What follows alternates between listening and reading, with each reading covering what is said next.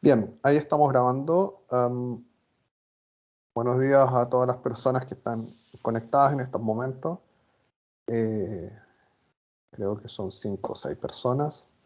También saludo a los que se vayan a conectar en lo futuro en la grabación de esta clase de forma sincrónica.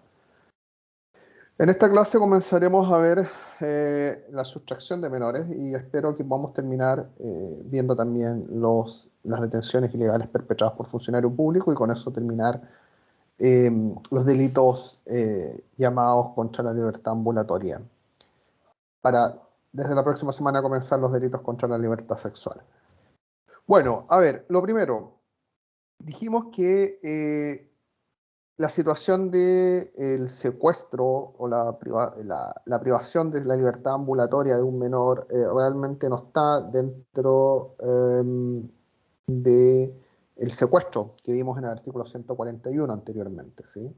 No obstante que el 141 no lo dice, el que sin derecho a encerrado detuviera a otro, dice simplemente, privándole de su libertad, comete el delito de secuestro y será castigado con la pena de prisión o reclusión menor en su grado mínimo. Pero ya vimos en la clase anterior que en este caso la palabra a otro tiene que ser acotada y restringida por lo que viene en el artículo 142, que es la sustracción de un menor.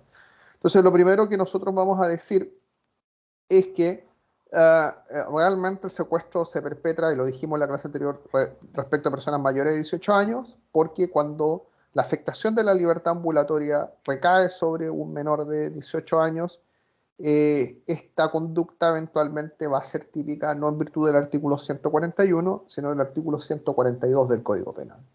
Leamos brevemente esto y luego analicemos el contenido dogmático. La sustracción de un menor de 18 años será castigada primero con presidio mayor en su grado máximo a presidio perpetuo, si se ejecutare para obtener un rescate, imponer exigencias, arrancar decisiones o si resultare un grave daño de la persona al menor. Como ustedes pueden ver, en este número 1, lo que se hace es recoger todas las hipótesis de secuestros agravados que ya vimos a propósito del 141. En el número 2 tenemos el tipo básico de sustracción de menor, que es con presión mayor en su grado medio a máximo en los demás casos. O sea, como ustedes pueden ver, un crimen como tal. Y si con motivo, en el último inciso, si con motivo o ocasión de la sustracción se cometiera alguno de los delitos indicados en el inciso final del artículo anterior, se aplicará la pena que en él se le señala. Es decir, la misma regla para los delitos compuestos, secuestro con homicidio, secuestro con violación, etc. Para efecto de los menores se aplica esto mismo. Es decir, presidio mayor en su grado máximo a presidio perpetuo calificado, o sea, las penas más altas del ordenamiento punitivo nacional. Pues bien, como podemos ver, el tipo penal es bastante simple. Dice la sustracción de un menor, derechamente es un tipo de estos tipos penales donde solamente se describe la conducta y no hay alusión al sujeto activo como tal, pero se entiende que el sujeto activo es un delito común al no existir ninguna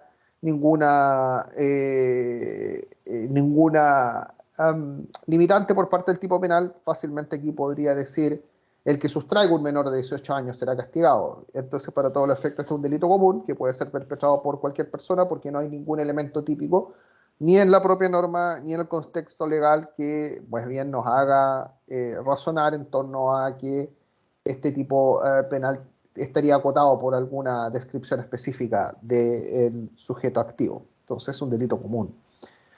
En segundo lugar, en cuanto al sujeto pasivo, es importante tener presente que una distinción que ustedes vieron, obviamente en la parte general con el profesor Cabezas, que esta de distinguir entre víctima y sujeto activo, porque en este delito eso aparece claramente. Como ustedes pueden ver, el objeto material es la víctima y la víctima es el cuerpo del menor, el que es sustraído, pero en el caso del sujeto pasivo, que es el titular del bien jurídico, gran parte de la doctrina dice que efectivamente los titulares del sujeto, los titulares del bien jurídico en este caso, son los titulares del cuidado personal del menor. Aunque por ahí hay algún otro en la doctrina que dice que realmente el titular sería la familia, pero realmente la familia bueno, es discutible si puede ser o no titular de bienes jurídicos, pero lo importante es que la afectación de algún bien jurídico está referido a los especiales derechos que tienen las personas que tienen el cuidado personal del menor en cuanto a que ellos tienen la facultad de determinar realmente cómo ejerce la libertad ambulatoria el menor, ¿sí? Dependiendo de la edad, por supuesto. Y de esta manera, el que sustrae a un menor lo que hace es atentar contra este derecho que tienen los cuidadores del menor. Los cuidadores, como ustedes saben, según las reglas del derecho civil, son los padres, por regla general, pero también puede ser una tercera persona en caso que el cuidado personal no lo tenga el padre o la madre. Es importante tener presente para efecto de la aplicación práctica de este delito un tema que es el de la libertad ambulatoria progresiva de los menores. Y es que, en efecto, según señalamos anteriormente, en el caso de los menores de edad, evidentemente hay que distinguir los niveles de libertad ambulatoria que, tanto por razones fisiológicas como de desarrollo del propio menor, se tienen. Claramente, el caso de un recién nacido y probablemente también hasta los infantes, de alguna manera, y lo digo entre comillas, un recién nacido es llevado prácticamente como una cosa mueble por sus cuidadores, ¿sí? En un coche, en brazos, etcétera, y claramente no tienen ninguna clase, ni siquiera ínfima, de libertad ambulatoria. Y probablemente lo mismo va a pasar con los infantes como tal, hasta los menores de 7 años probablemente en el kindergarten, que claramente son llevados por sus padres para todos lados, de la mano, en el auto, como sea, pero por regla general no son personas que se les reconoce una libertad ambulatoria ni siquiera menor. Pero claramente cuando existe un desarrollo por parte del menor y ya estamos en la etapa de la pubertad, probablemente exista una libertad ambulatoria limitada, mínima, ¿sí? Aunque siempre ejercida sobre la base de los permisos que le den los cuidadores personales, ¿sí? Probablemente habrá algún permiso para ir a jugar al parque de la esquina, o a jugar a la cancha que está cerca de la casa con otros, y probablemente habrá una libertad ambulatoria que es un poquito más, obviamente es una libertad ambulatoria ya propiamente tal, aunque todavía embrionaria, pero la posee. Y obviamente los menores de edad de 18 y que son ya adolescentes probablemente tienen una libertad ambulatoria que se parece mucho a la de los adultos. No obstante lo cual, todavía no es una libertad ambulatoria plena, porque dependen probablemente del permiso de los cuidadores para tomar decisiones que involucren, por ejemplo, residir en otro lugar o moverse en ciertos horarios, etc. Ahora bien, esto es importante tenerlo presente, sobre todo en lo que dice relación con la relación de este tipo penal con otros tipos penales, particularmente con el tipo penal de inducción de menor al abandono de su hogar, que está en el artículo 357 del Código Penal. Déjenme mostrar el 357.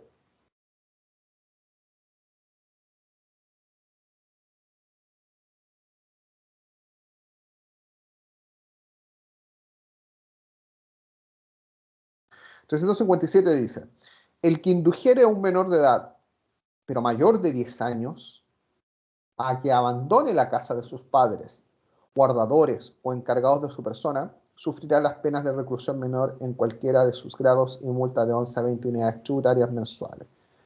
Entonces, es importante tener presente que efectivamente existe hay que tener presente la progresión en los grados de libertad ambulatoria que tiene el menor.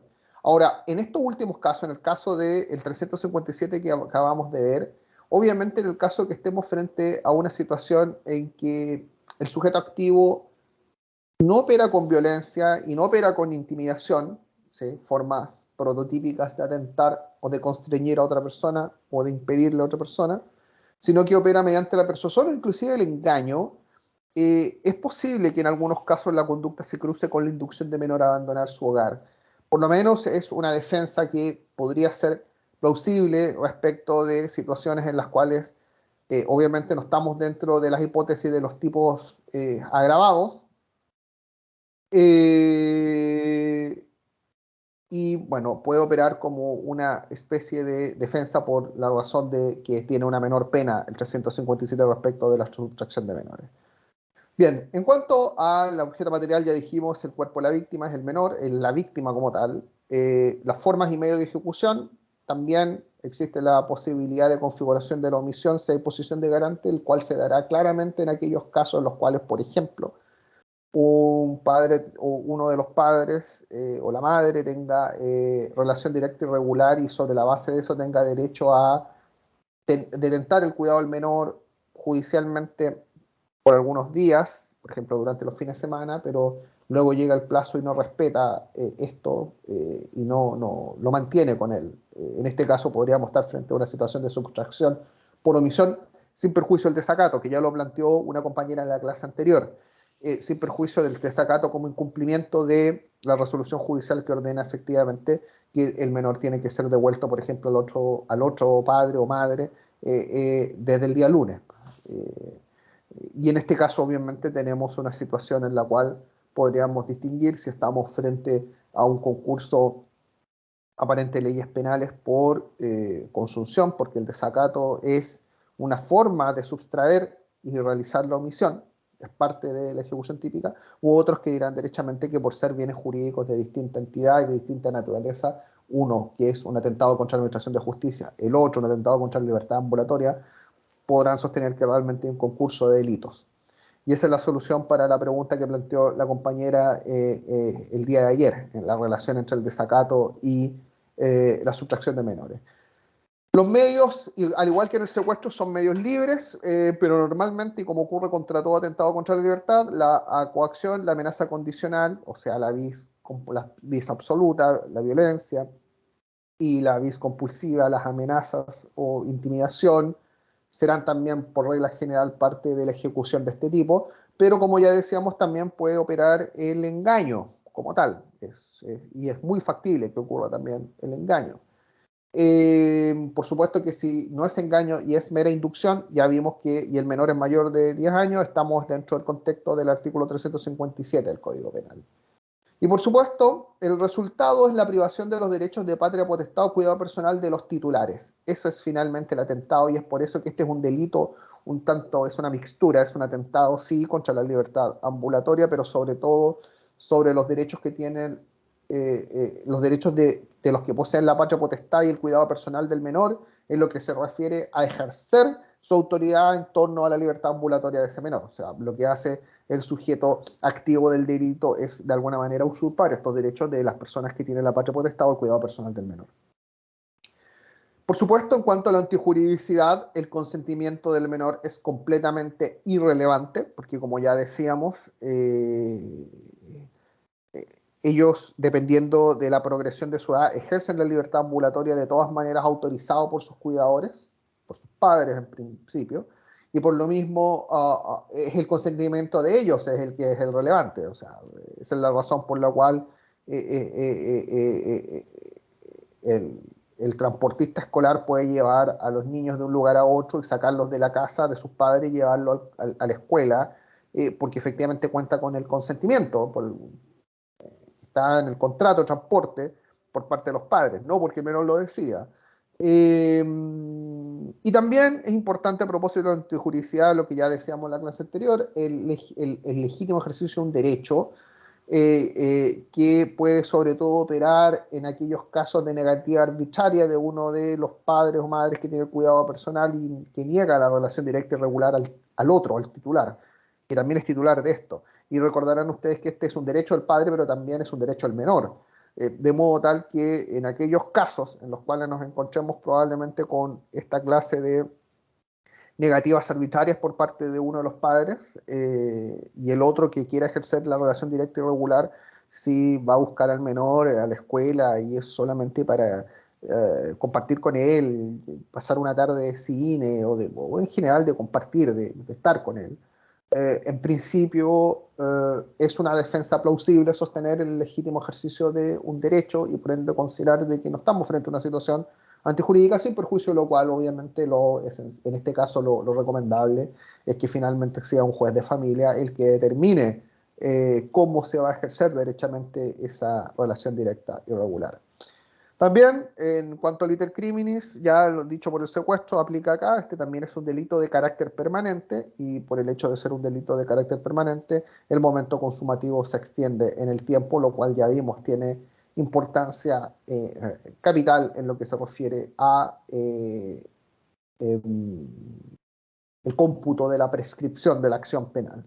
En cuanto al tipo subjetivo, puede ser perpetrado con dolo directo, pero también con dolo eventual, ¿sí? O sea, es el estándar de dolo, no hay necesidad de que ocurra solamente el dolo directo, también puede ser dolo eventual. También tiene tipos agravados, igual que son los mismos del secuestro, así que me remito a lo dicho en la clase anterior, no hay nada nuevo que aportar acá.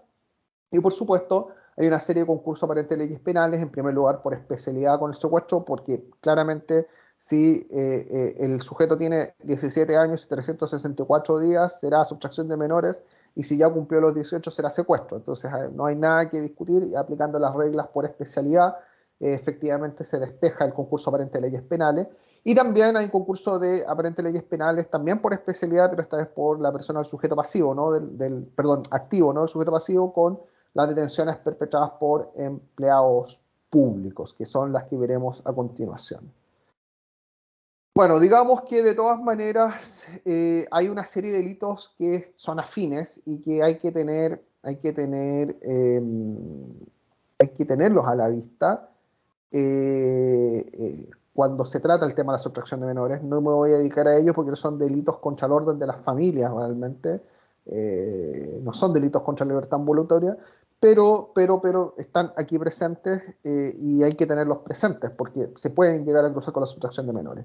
Uno es el 355, que es el delito de no presentación de un menor, que es el siguiente: el que hallándose encargado de la persona un menor no lo presentare reclamándolo sus padres, guardadores o la autoridad, a petición de sus demás parientes o de oficio, ni diera explicaciones satisfactorias acerca de su desaparición, sufrirá la pena de prisión menor en su grado medio. Obviamente este es un delito que está referido más allá de que dice el que es un delito que eh, eh, es un delito que o califica de delito especial o que podría ser denominado también un delito especial o delito también de posición, porque el sujeto no puede ser cualquier sujeto, sino que tiene que ser alguien que que se halle encargado de la persona de un menor.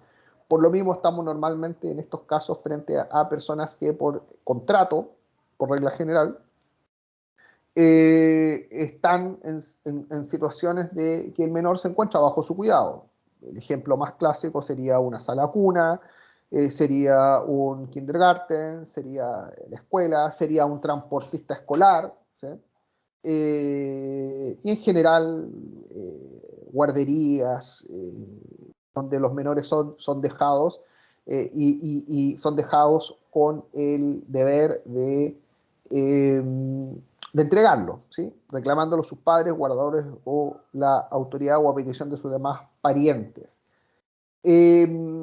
Derechamente, digámoslo que no está contemplado acá la situación de la relación directa y regular porque no dice relación con el contrato que está detrás de esto, o la relación jurídica que está detrás de esto. Detrás de esto estamos frente a una persona que ha sido encargada de la persona de un menor y que tiene el deber de presentarlo, y que luego obviamente no da explicaciones satisfactorias acerca de su desaparición. Ese es el primero. Y luego tenemos también, hay que tener presente otro delito que está ahí, que es el entrega de un menor a tercero en el 56, discúlpenme. En el 356, que es el que teniendo a su cargo la crianza o educación de un menor de año lo entregare a un establecimiento público u a otra persona sin la anuencia de la que se lo hubiere confiado o de la autoridad en su defecto, y de ello resultare perjuicio grave. Será castigado con relación menor en su grado medio, multas técnicas tributarias mensuales. Bueno, esta es otra situación, más bien estamos frente a alguien que se está deshaciendo de un menor, o sea, es al revés de la sustracción como tal, así que también para que lo tengan presente. Y finalmente la inducción de menor a abandonar el hogar, que es la que ya vimos a propósito y que es muy importante sobre todo porque se cruza con la sustracción de menores sobre 10 años. ¿Preguntas o dudas sobre la sustracción de menores? Los escucho.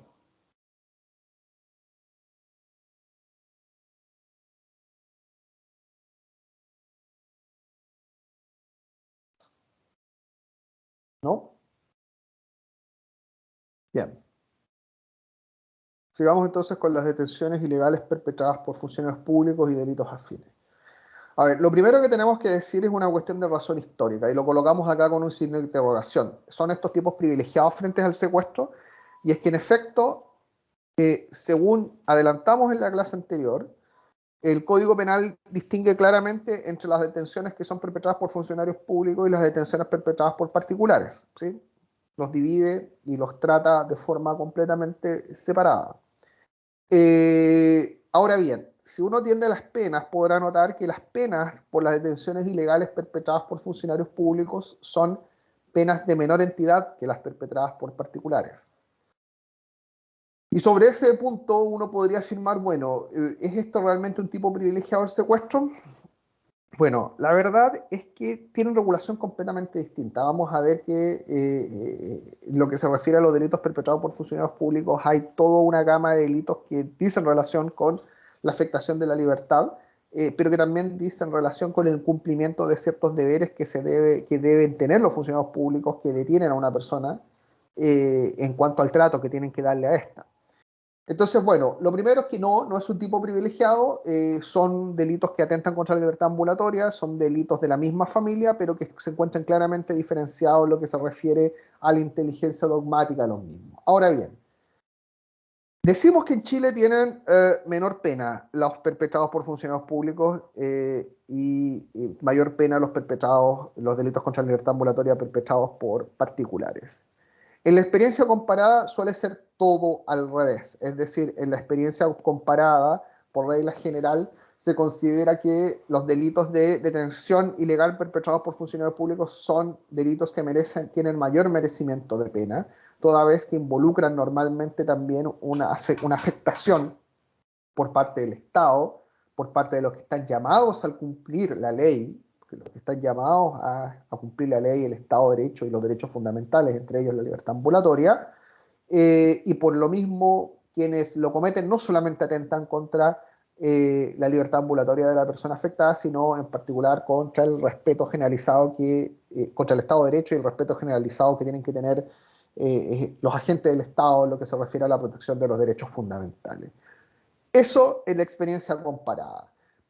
Pero en Chile, la situación que acabamos de escribir tiene un fundamento también. No es que realmente nuestro Código Penal haya establecido esto de forma caprichosa, sino que tiene un fundamento y obviamente el fundamento es un fundamento histórico que está explicado por la antigüedad de nuestro Código Penal, ¿sí? Ya hemos dicho que nuestro Código Penal es un Código Penal antiguo del siglo XIX, que no obstante que en Chile entró a regir durante la segunda mitad del siglo XIX, la verdad de las cosas es que las normas que sirven de base son de la primera mitad del siglo XIX, ¿sí? El Código Penal español redactado durante la primera mitad del siglo XIX, el Código Penal belga igual, y a su vez se basa en el Código Penal francés de 1810, entonces bueno.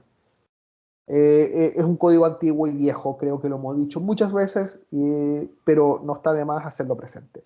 Y si uno lee el comentario de Juan C. Francisco Pacheco, que es uno de los primeros comentaristas del Código Penal Español de 1850, que en gran medida sirvió de base a nuestro Código Penal, podrá notar que lo mismo ocurría en el viejo Código Penal Español, y que la razón era una razón claramente histórica que decía relación con la característica de los funcionarios públicos de la época.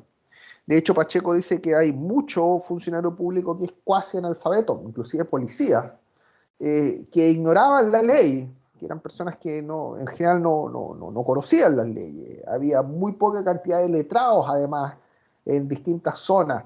Y por lo mismo se consideraba muy factible que los funcionarios públicos, por esta ignorancia, incurrieran en exceso en el ejercicio de sus atribuciones. Por lo mismo, más grave siempre sería que un privado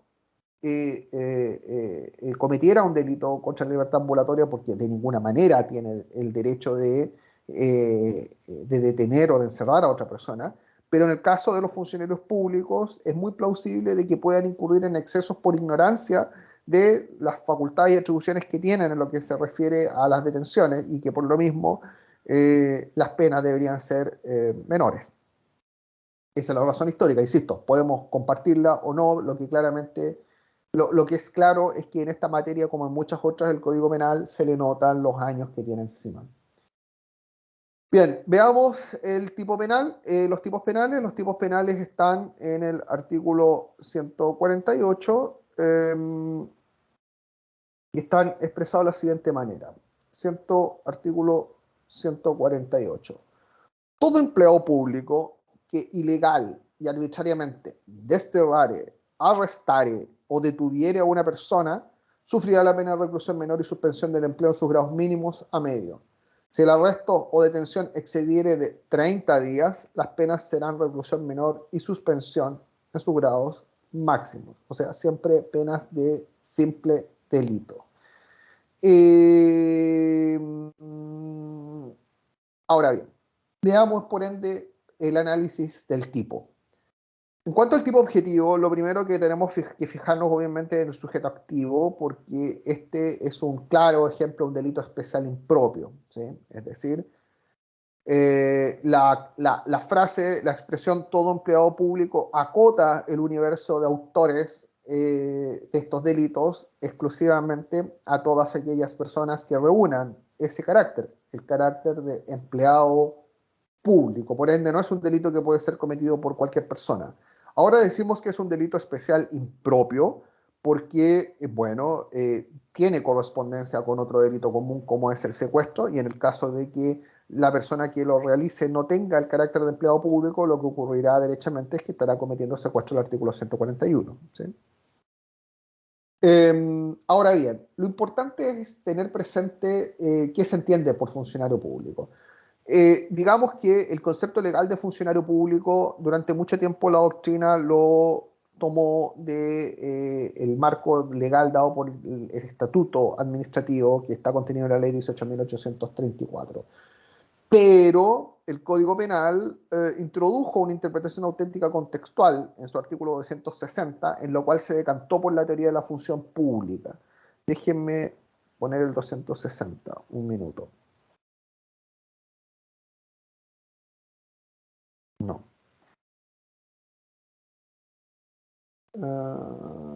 Acá está. Fíjense bien, el artículo 260, que fue introducido en el año 1962, o sea que no es originario del Código Penal, vino a zanjar una cuestión que siempre discutieron los penalistas antiguos. Obviamente estas son discusiones que están en los textos muy antiguos del Código de la doctrina, de la doctrina de primera mitad del siglo XX. Había toda una discusión en torno a qué teoría se debía adoptar para hablar de funcionario público. Algunos planteaban que el estatuto administrativo derechamente no se definía, y estaban los que creían en la teoría del nombramiento, o sea que para ser funcionario público había que tener un nombramiento como tal, y estaban los que planteaban o estaban a favor de la teoría de la función pública, es decir, que más allá de si se tiene o no se tiene el nombramiento, lo relevante para ser funcionario público es que el sujeto desempeñe una función que sea reconocible como función pública, estatal. ¿Sí?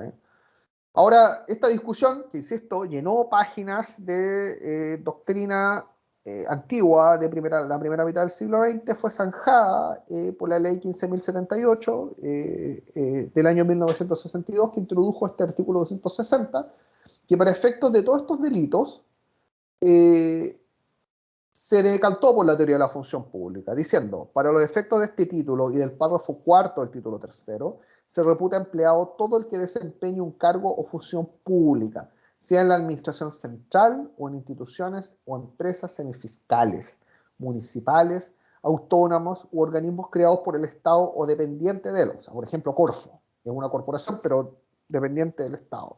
Aunque no sean de nombramiento del jefe de la República, ni reciban sueldo del Estado. Fíjense. No obstará a esta calificación el que el cargo sea de elección popular. No obstará a esta calificación que el cargo sea de elección popular, con lo cual el país toma por lo menos nuestro Código Penal toma una posición que está en la antípodas de gran parte de la teoría continental en el derecho europeo. Por ejemplo, en Alemania los cargos de elección popular no son considerados funcionarios públicos, para ningún efecto. En cambio aquí, para efecto penal, sí. Entonces lo importante para tener presente es que cuando nosotros leemos todo empleado público, tenemos que tener presente la interpretación auténtica contextual para estos efectos que sigue la teoría de la función pública y analizar que obviamente la persona que comete este delito está encuadrado en el 260 para efectos de los funcionarios públicos. Ahora, dicho esto, compliquemos un poco más las cosas porque hay una cuestión de aplicación práctica que ustedes la tienen que tener presente y que es la respuesta a la pregunta sobre si todo funcionario público puede cometer este delito. Y la verdad de las cosas es que la jurisprudencia y la doctrina moderna, esto es dominante de la doctrina moderna, se decantan por el hecho de que realmente no cualquier funcionario puede cometer este delito. Porque si, como dijimos anteriormente, el fundamento histórico de la menor pena, de la disminución de la pena en lo que se refiere al delito de detención ilegal perpetrada por funcionario público respecto de la que es perpetrada por particular, y estamos ante el fundamento de que hay menor pena porque se considera factible que estos puedan incurrir en un exceso en el ejercicio de sus atribuciones, pues bien, tenemos que entender de alguna manera que este tipo penal se aplica a aquellos funcionarios que puedan exceder en el ejercicio de sus atribuciones. Esto es, atribuciones que digan relación con la privación de la libertad de terceros. Por lo mismo, la jurisprudencia y la doctrina mayoritarias se han decantado por el hecho de que solamente pueden cometer estos delitos con menor pena solo los funcionarios públicos que poseen dentro del ámbito de sus atribuciones la facultad de detener o desencadenar una detención en los términos propuestos por el artículo 125 y siguientes del Código Procesal Penal. Esto es, jueces, obviamente con competencia penal, aunque también los jueces civiles a través de ciertos apremios, derechos a implementar ciertos apremios que pueden involucrar alguna clase de privación de la libertad ambulatoria, por eso digo los jueces, principalmente penales, pero también todos aquellos que tengan capacidad que puedan dictar dentro de sus procedimientos apremios que involucren alguna restricción o privación de la libertad. Los policías, que por supuesto tienen facultades de tener por orden del juez, pero también como deber en el caso de flagrancia, según lo que vimos en la clase anterior, y el Ministerio Público, que si bien es cierto no puede tener por sí mismo, puede desencadenar una detención según lo establece el artículo 125 del Código Procesal, siguiente del Código Procesal Penal.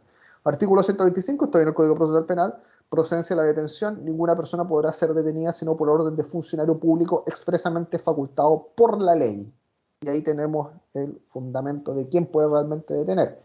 Después que dicha orden le fuera intimada en forma legal, a menos obviamente que fuese sorprendido en flagrancia, en caso de un objeto de ser conducido ante la autoridad que le corresponda. Y luego en el 127 se comienza a hablar de la facultad de detención judicial, ¿sí? O léanlo ustedes, no lo voy a leer yo, pero ahí está efectivamente, los jueces tienen la facultad de ordenar la detención. También, en general, en caso de flagrancia, dijimos en el 129 de la clase anterior, que tienen el deber los agentes policiales de detener a las personas que estén en esta situación. Y está ahí, los casos de flagrancia ya los vimos. Y bueno, están los plazos de detención, las comparecencias judiciales, etcétera, como tal. Y claramente, bueno, el Ministerio Público también tiene la facultad de solicitar esta detención, si uno lee el Código Procesal penal. En síntesis, si bien es cierto, el tipo penal habla de todo empleado público, la verdad de las cosas es que yo como profesor universitario en una universidad estatal soy funcionario público, pero no tengo dentro del ámbito de mis atribuciones el detener o encerrar a alguien. Yo no podría decir, bueno, toda vez que no estudiaron bien para la prueba, los castigo encerrándolos 3 horas después de la clase leyendo el Código Penal. Claramente, ese es un atentado contra la libertad ambulatoria, que es punible como un secuestro, ¿sí? Como un secuestro del artículo 141. Entonces, en síntesis, solamente podrían cometer los funcionarios públicos que tienen dentro del ámbito de sus atribuciones la posibilidad de tener personas. Es también necesario tener presente que hay jurisprudencia y alguna doctrina minoritaria propone que en algunos casos, cuando la detención ilegal sea desencadenada por un juez, y solo por un juez, no porque ha sido a petición del Ministerio Público, etc., podríamos estar frente a una situación de prevaricación en causa penal del artículo 224. De hecho, el artículo 224 establece, sufrirá las penas de inhabilitación absoluta y temporal para el cargo de oficios públicos en cualquiera de sus grados y la de presidio o reclusión menor en sus grados mínimo a medio, cuando por negligencia o ignorancia inexcusable dictaren sentencia manifiestamente injusta en causa criminal. Bueno, acá no se está nombrando a todo esto el juez, pero viene de arriba, de la prevaricación. Este es el párrafo cuarto de los delitos contra la administración de justicia, donde está la prevaricación, y parte, el sujeto activo está en el 223, los miembros de los tribunales de justicia colegiados unipersonales y los fiscales judiciales sufrirán las penas de inhabilitación, bla, bla, bla, cuando, y ahí están las circunstancias, y claramente el caso de un juez que decrete una detención ilegal o habiendo una detención ilegal y no le pone término, está más bien dentro del artículo 224, que son las prevaricaciones en el contexto de causa criminal. Y ahí está cuando maliciosamente nieguen, omitan decretar la prisión de alguna persona o viendo motivo legal para ello no la hayan a efecto decretada pudiendo hacerlo. Acá está. Cuando maliciosamente retuvieran en calidad de preso un individuo que deberá ser puesto en libertad con arreglo a la ley.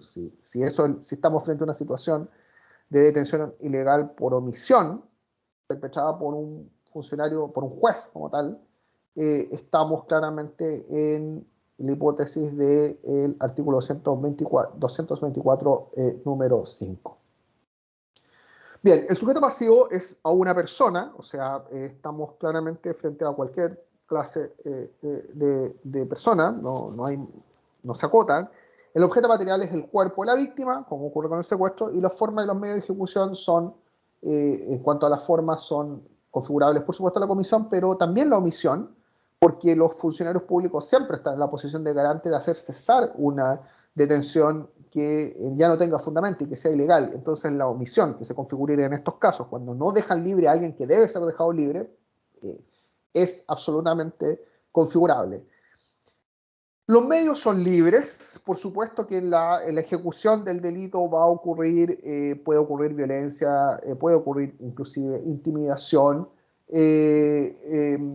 pero de todas maneras, sea que ocurra lo uno o lo otro, hay que tener presente que siempre va a involucrar ese medio que se utilice una orden o un acto administrativo legal, salvo por supuesto en el caso de los policías que detienen a alguien en situación de flagrancia, siendo que no estaba en flagrancia, por ejemplo. Pero por regla general involucra una orden, un acto administrativo, que es el ilegal y que es el que determina finalmente el proceso de detención. En cuanto a la conducta, si ustedes pueden notar, se utilizan unos verbos distintos a los del secuestro. En el secuestro eran detener y encerrar. En este caso se utiliza en primer lugar el verbo desterrar. Pero desterrar es usado, y así lo entiende la jurisprudencia y la doctrina mayoritaria, no en el sentido técnico de la pena de destierro establecida en el artículo 25 del Código Penal que estudiamos en el curso anterior, sino derechamente en un sentido profano, como hacer salir del país o de la zona en que reside la víctima. O sea, se destierra a una persona cuando es sacada de Antofagasta y se le envía a Calama o Punta Arenas o se le envía a otro país. ¿Sí? Eso involucra el destierro. Por su parte, el arresto también está expresado no en términos técnicos, sino que también en términos profanos, y está entendido como, o ha sido entendido por la doctrina mayoritaria, como la aplicación de todo apremio que involucre una privación de libertad como resultado. Es decir, el sentido más amplio de la palabra,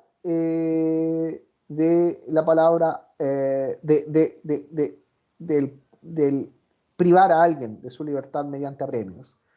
Y detener, finalmente, también no está en el sentido técnico del artículo 125 del Código Procesal Penal que ya vimos, sino que está en los términos del secuestro, ¿sí?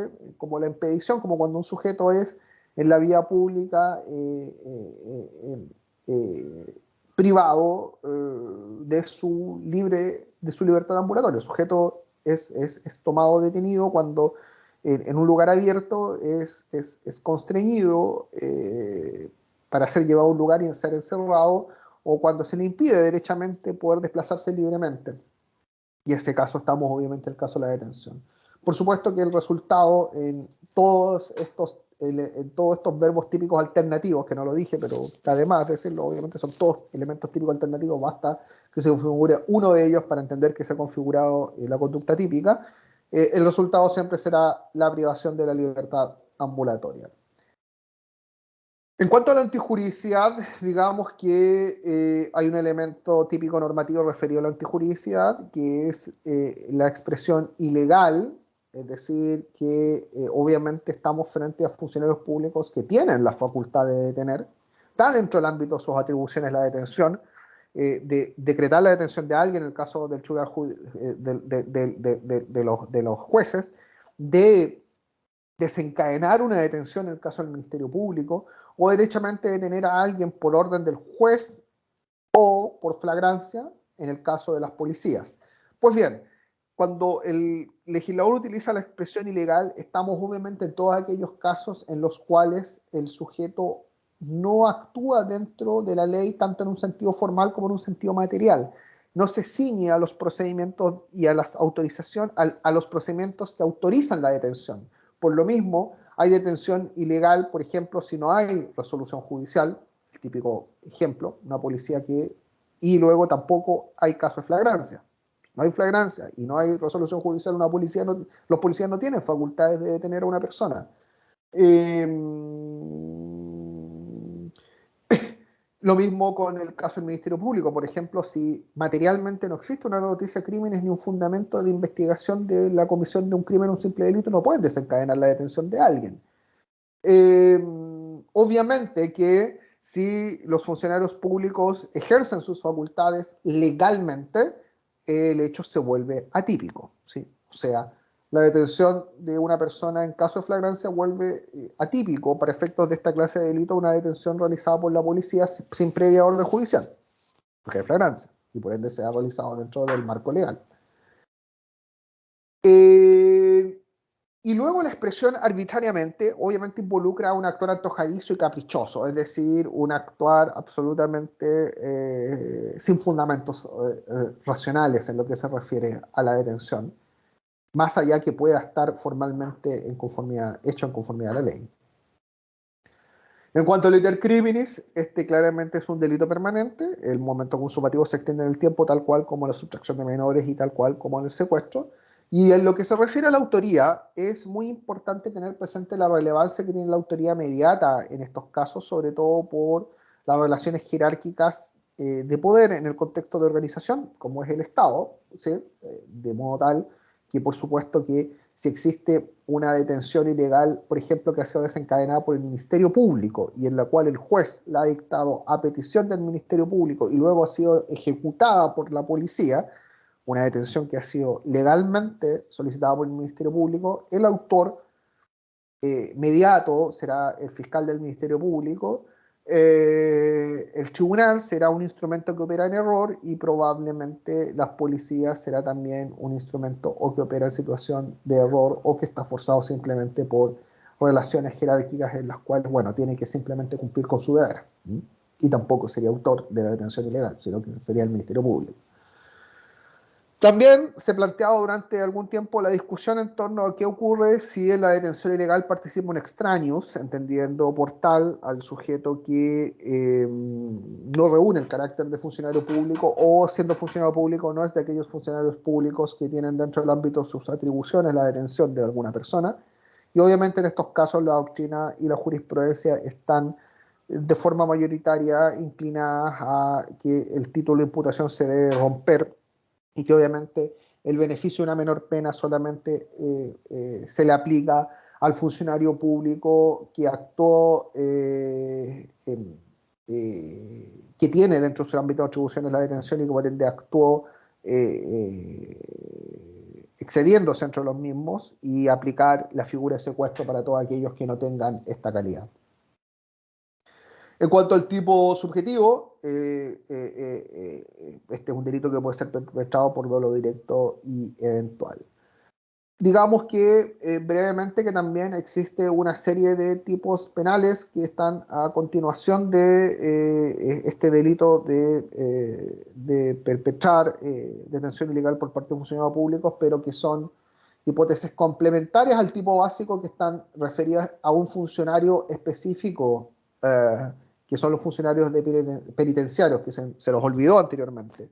Aunque los funcionarios penitenciarios no tienen facultad de detener, pero sí pueden mantener retenido a una persona que ya ha sido privada de su libertad y por lo mismo normalmente todas las conductas que cometen los funcionarios penitenciarios que reciben la misma pena son más bien hipótesis que involucran en primer lugar situaciones de omisión, o sea, no dejan libre a quienes tienen que dejar libre, o involucran atentados específicos contra la libertad de ciertos sujetos pasivos especiales, como por ejemplo los presos bajo detención, prisión preventiva o los presos rematados que cumplen condena y donde existe una agravación por los distintos plazos, en el caso del artículo 2, número 2 y 5, que se reduce a 3 días, o sea, se reducen los plazos, eh, y que obviamente están ahí específicamente para los funcionarios eh,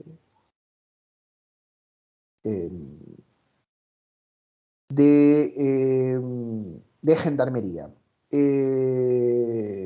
Y son estas hipótesis que están acá.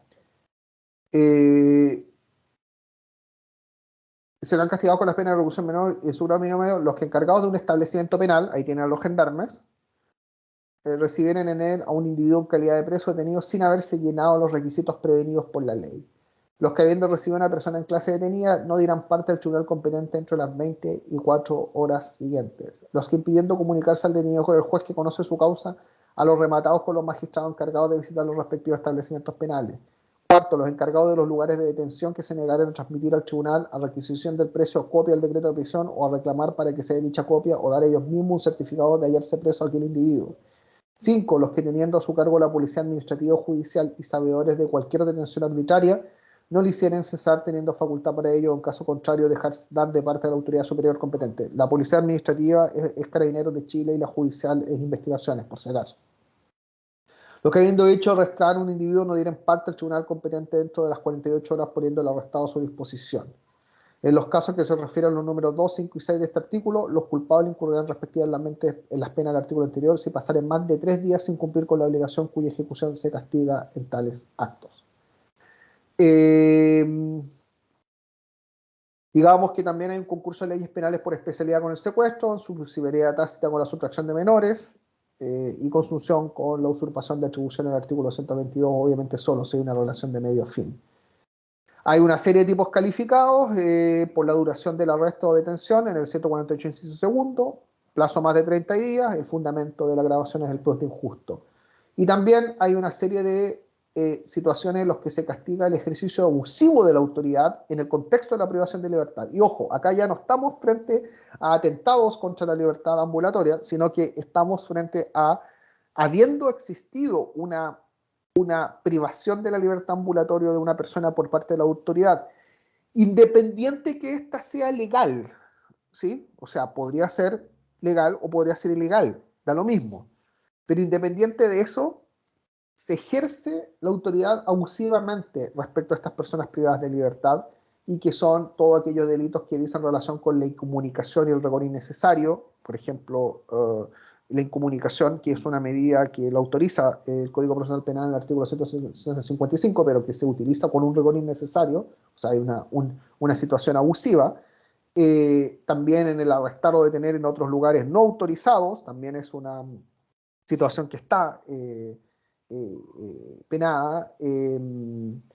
Y obviamente también otros delitos que ya no tienen nada que ver con la libertad ambulatoria, pero sí están en relación con personas que han sido privadas de su libertad, insisto, independiente de que esto haya sido de forma legal o ilegal. Puede haber sido legal y de todas maneras igual se configuran estos delitos, que son los delitos de tortura y tormento que están establecidos en el artículo 150A al artículo 150F, ¿sí? Que son derechamente delitos de tormentos y torturas que afectan, son realmente situaciones de ensañamiento en los cuales lo que se hace por parte de la autoridad es someter a las personas privadas de libertad, si insisto, sea de forma legal o ilegal, a sufrimientos o atentados en la esfera de bienes jurídicos personales, sin ninguna justificación legal como tal y afectando obviamente su esfera de derechos humanos. Bien, y con eso terminamos los delitos contra la libertad ambulatoria perpetrado por funcionarios públicos y también terminamos esta clase. Si no tiene nadie alguna duda o alguna pregunta, continuaríamos la clase de la próxima semana, el próximo lunes, abordando los delitos contra la libertad, contra la indemnidad sexual, donde veremos la violación, los abusos sexuales, el estupro y otros delitos de corrupción de menores. Si no hay preguntas, si no hay dudas, dejaría hasta acá la clase y les agradecería, obviamente, les agradezco obviamente su atención. Bien, no hay dudas, no hay preguntas. Nos vemos entonces la próxima semana y que tengan una muy buena semana. Hasta luego. Hasta luego, profesor. Hasta luego, gracias. Hasta luego.